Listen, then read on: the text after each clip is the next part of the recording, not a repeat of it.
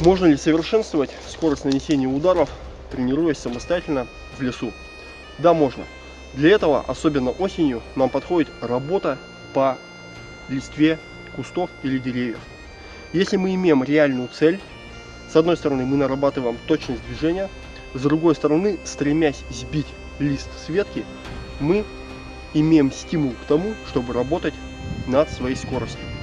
Летом сбивать листву с деревьев крайне сложно, потому что листва держится очень крепко. Осенью это сделать гораздо проще, и именно поэтому именно осенью данная форма тренировок может войти в наш арсенал. Итак, мы находим подходящий кустик и начинаем работать по листикам. Одновременно мы прорабатываем точность движения и хлесткость, резкость нанесения удара.